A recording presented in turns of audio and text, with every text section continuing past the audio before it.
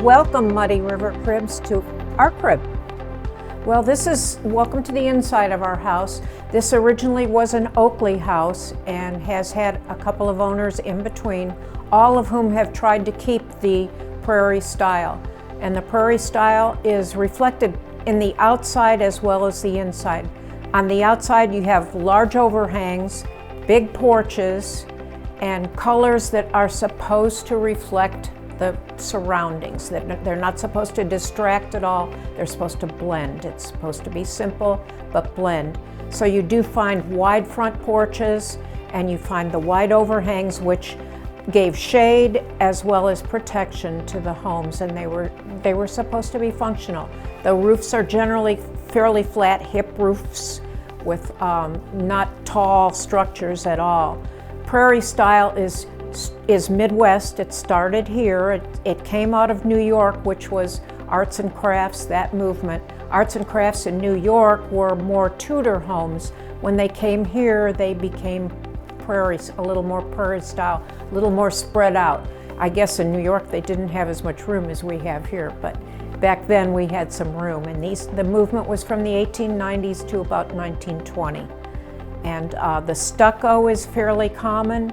The use of brick, which is the color of, supposedly the color of the surroundings again, those things you find. This one happens to be stucco for the most part, but otherwise it has all the features of a typical prairie style home. This is the living room, or the formal living room. It has the horizontal windows going all the way across, again, traditional prairie style. They also often have panels in them like these do. They could be leaded, they could be stained glass, they could be just patterned as these are. You're also characterized by built-ins, bookshelves, along with the window seat. Again, I guess so you can see outside, but this is a very typical living room. It also has what they call tapestry brick on the fireplace. This is the tapestry brick, and the dental molding on the mantle above it. This at some point was uncovered. I think they had painted it or something, but they uncovered it. But this is again supposed to reflect the outside, and so isn't very, every prairie home has a fireplace. It's sort of the centerpiece of the living room, the centerpiece of the home. So they kind of, you'll find that almost all the ones in Quincy, and there are lots of prairie homes in Quincy. This is not one of the largest ones, but it does have all the features of a prairie style home. The beamed ceilings, typical of prairie style homes, not painted. They didn't paint the woodwork downstairs. And so you see a lot of again, supposed to be the colors of nature. And we have what is a little unusual, and you don't find in all prairie homes. We have a early 1900s air conditioning system, which was a compressor or some sort of machine in the basement, which we can show you, and it pushed up cold air and it came through the floors, and it comes through the floor in this room in a couple of places, and it comes through in the dining room, which we'll show you later. We've been told this is one of the original air conditioning units in the United States. And we figure it was put in about 1910, 1915. And as you see some of the pipes that come up, that's what other piping would be attached to take it up to the flooring above to blow air conditioning into those rooms. At some point, the foyer is probably the only thing that was altered in this house. They uncovered this. There was some kind of a partition, and they wanted a bigger foyer, which was kind of supposedly a symbol of wealth, and you wanted to show off your woodwork. So they moved this back, and so that was done early on, probably around 1910 to 1920. But you have, we don't have any original light fixtures except one that's upstairs. That they didn't keep, but the arches and such are the same. What's unusual about this house, and starts right here in the foyer, is it has a big closet.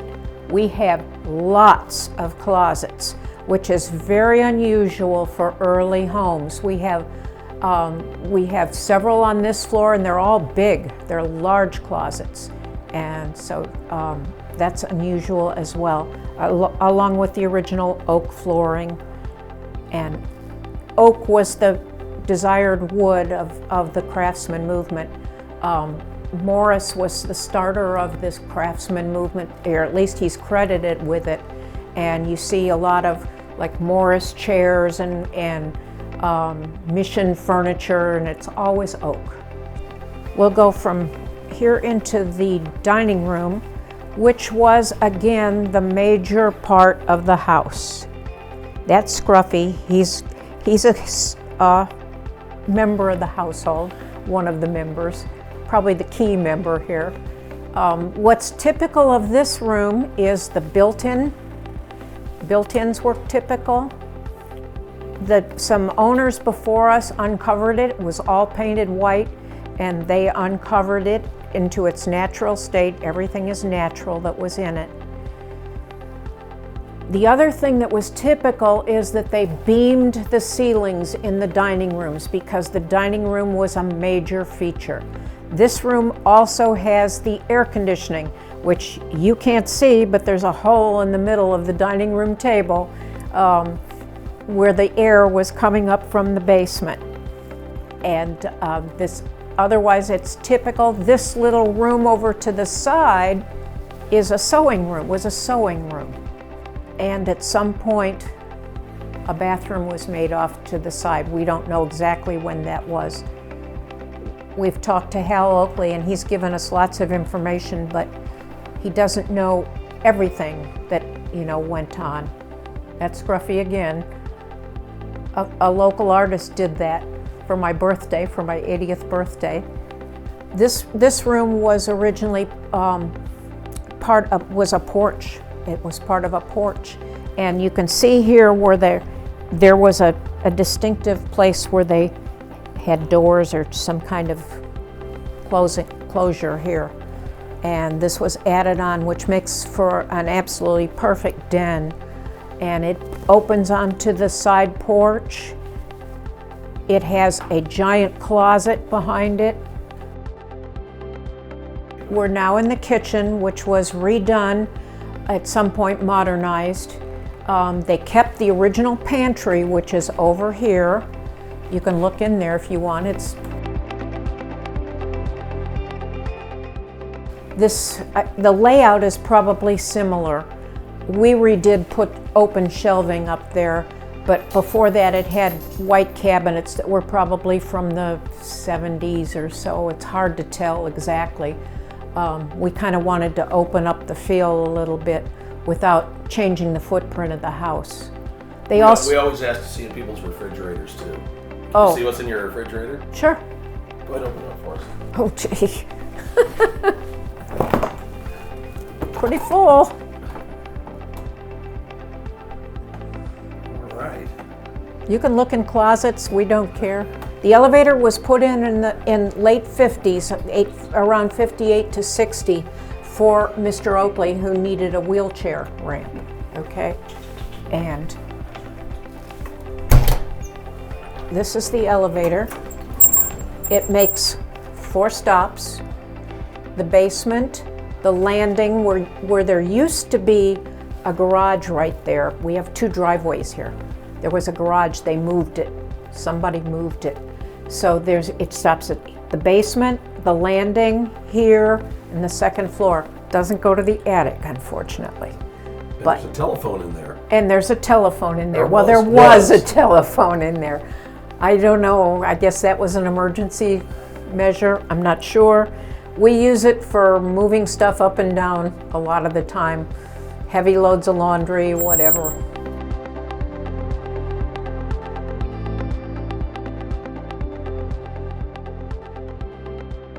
Nine closets on this floor. And look at all the doorways here. The only one we're not going in is this one because we have a gal that's staying with us and she's in there right now. This is a guest bedroom. My kids come, when they come, stay in this room. And this we used to have a Victorian house in Quincy. So this is probably our ode to whatever is Victorian in this room. The purse collection up there, that's a storage area. This is the only original fixture in the house. And was it electric? It was gas, probably. A lot of the fixtures look just about right, but they're not exactly. Okay. This is the sun porch. And again, because they didn't have air conditioning per se, they thought it was very important to have a sun porch. They also have, you can wash this sun porch because you have holes over here. You can hose it down.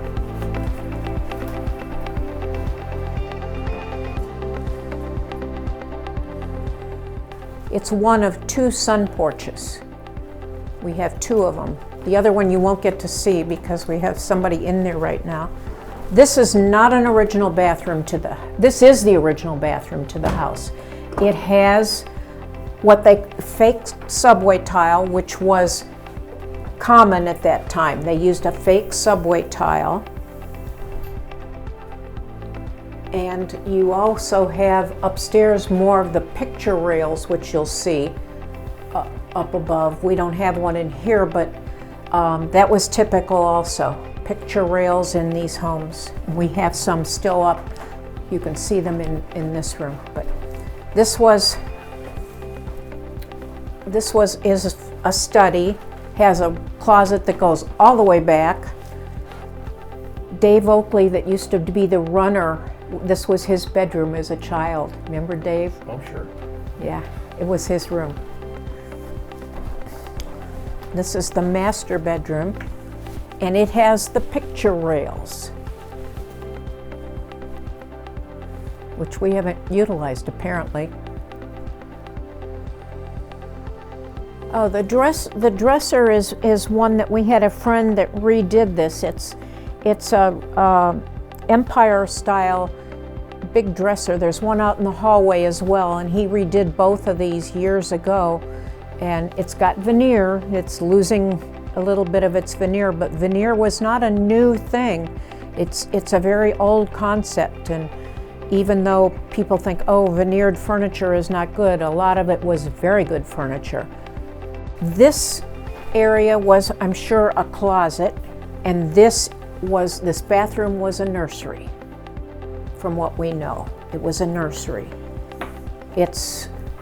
We've kept the hot tub because we use it for litter pans for the cat. It's not what I would choose to have here, but redoing this bathroom would be hard because you have an outside window and you would have to do something with the stucco.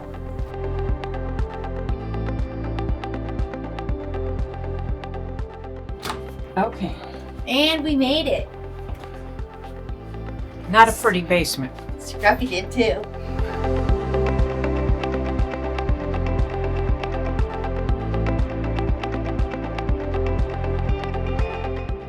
Okay, this is what we're sure is an old dumbwaiter that was in effect way back years back, but it goes up to the main floor, to the second floor, and there's still an entry for it on that first floor where it's basically a closet area now for pantries to speak of. Yes, well, we appreciate you all being here and hope you've enjoyed your little tour. And now would you all just get out of here, but leave the money on the counter as you leave. I'm And come empty, back for wine in the summertime. empty-handed. Wine on the porch.